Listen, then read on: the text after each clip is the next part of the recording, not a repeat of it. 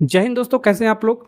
अगर जो आप यूपी पुलिस कांस्टेबल 2026 में पेपर देने वाले हो तो प्रॉफिट एंड लॉस में आपका इस तरह सवाल आपका पूछा जाता है। कैसे बनाना है ध्यान से देखो। जब आपका सीपी आपका समान हो, क्रय मूल्य आपका समान हो, तो ओवरऑल प्रॉफिट हो रहा है कि लॉस हो रहा है, इस तरह सवाल आपका पूछा जाता है। ठीक है, तो मैं आपको 100 सवाल आपको इंपॉर्टेंट करा रहा हूँ प्रीवियस ईयर का। आपको शॉर्ट्स के अंदर डेली में आपको 1 से 2 सवाल कराता रहता हूँ। तो आज का जो सवाल हम सीखने वाले हैं सवाल नंबर 22 से। ठीक है, सवाल पढ़ते हैं। क्या कह रहा है हमारा, एक आदमी हमारा 3 को वस्तुएं यानी 3 आर्टिकल को, प्रत्येक को 3,000 रुपये में खरीदा, यानी कि सीपी हमारा समान है, हमारा खरीदा जाता है तो आपका क्या होता है, क्रय मूल्य होता है सीपी। ठीक है, तीनों आर्टिकल हमारा सेम प्राइस पे खरीदा जा रहा है। ठीक है, 3,000 रुपये में, पहला भी दूसरा भी तीसरा भी। ठीक है, तो सीपी सेम हो गया। तो जब बेचा जा रहा है, एक बार 10% के प्रॉफिट पे बेचा जा रहा है, दूसरी बार जब बेचा जा रहा है दूसरे आर्टिकल को 5% के प्रॉफिट पर, जब तीसरी बार बेचा जा रहा है तो आपको 15% का उसको लॉस हो रहा है तीसरा आर्टिकल को बेचने पर।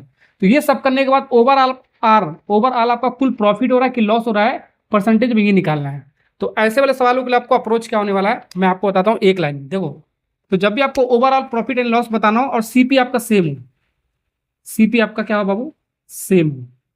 ठीक है, तो आपको पता करना है प्रॉफिट हो रहा है कि लॉस हो रहा है, तो एवरेज निकाल दो। और एवरेज आपका क्या होता है बाबू, sum upon total number of observation, sum of observation divide by total number of observation. ठीक है, तो total number of observation, total article कितना, कितनी टोटल है आपको वस्तुएं, 3 वस्तुएं, तो 3 से डिवाइड। ठीक है, और सम का मतलब यही 10% का पहले आर्टिकल को बेचा जा रहा है, तो जब प्रॉफिट में बेचा जाएगा तो प्लस लिखेंगे। ठीक है, 10% प्लस में लिखेंगे, लॉस में बेचा जाए तो माइनस में लिखेंगे, ध्यान रखना। और दूसरे आर्टिकल को 5% के प्रॉफिट पे बेचा जाए तो 5% प्रॉफिट हो गया हमारा। और तीसरे आर्टिकल को हमारा 15% के लॉस पे बेचा जाए तो लॉस वाले को माइनस लिखेंगे। 10, 5, 15, 15 में से 15 जाएगा 0, तो 0 डिवाइड बाई 3 यानी कि 0%।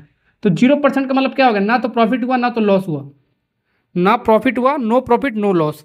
अगर जो कुछ यहाँ पर प्लस में वैल्यू आता है हमारा, प्लस में अगर जो आता वैल्यू तो यहाँ पर प्रॉफिट होता है हमारा, क्या होता है प्रॉफिट। अगर जो माइनस में आता वैल्यू, ये सब सॉल्व करने के बाद तो आपको लॉस में आता, ध्यान रखना।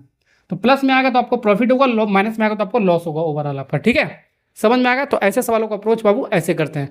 तरीका सीख गए हो तो एक सवाल मैं आपको होमवर्क दे रहा हूँ करने के लिए, इस सवाल का आंसर आपको कमेंट बॉक्स में लिखकर बताओ कितना आएगा।